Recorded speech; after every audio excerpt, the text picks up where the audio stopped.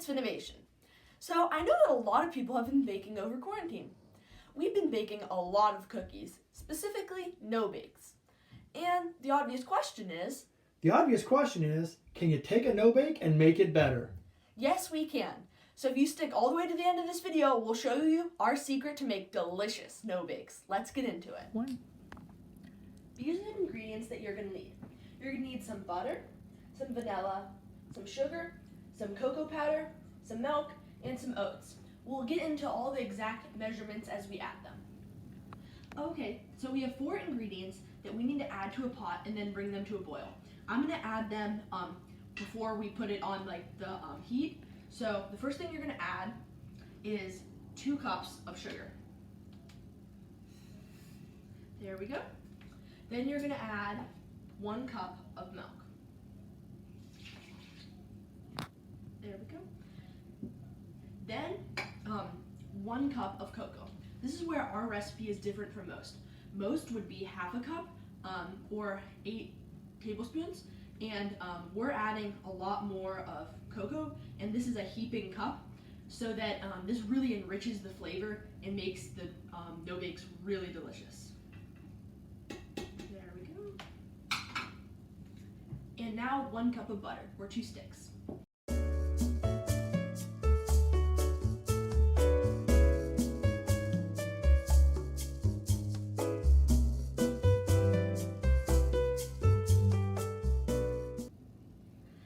Now we're going to put this on some medium-high heat. So that would be a bit more than halfway, almost all the way. So this is what it looks like before we mix it. So I'm going to start mixing it, and this should get to a rolling boil. So that means it's boiling a lot. So I'm just going to keep mixing this and check back in after that. Okay guys, so a careful reminder is to make sure you keep stirring this, because if you stop stirring, it can scorch really easily and your no-bakes will be ruined. So make sure you just keep stirring this.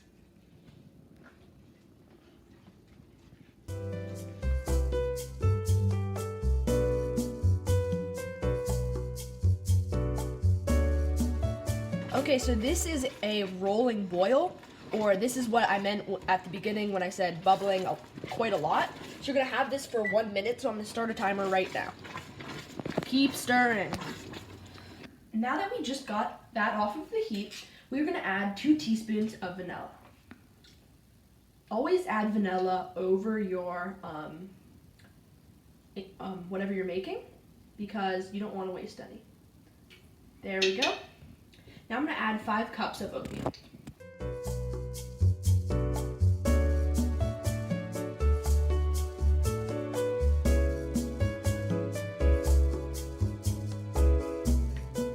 Now we're gonna stir. You wanna add enough oatmeal that when you scoop them onto a pan, they will stay together. So you may need to add 5, 5.5, but you also don't want them to be dry. So it's kind of a balance. So I'm gonna mix them and see if mine have the right consistency. I would say these are about the right consistency. So once you've got these all mixed together, make sure they're mixed together pretty well. You're gonna get a scooper and put them onto a pan. So I'm gonna do that right now. So I'm gonna do a sample scoop to see if I need to add any more and see if it sticks together enough. So yeah, that seems about right. So see how it's not falling apart? It's just sticking together just right. Also, I am using a cookie scoop, but you can use any spoon or something that would just get the job done. I have this and it works well. Now for my favorite part, the taste test. But before we do that, I do want to say, some people like these cookies warm, but you're traditionally supposed to put them in the refrigerator. You don't have to do that. But shout out to Mrs. Tannenbaum, who suggested to us that we should put them in the freezer. They're also really good that way.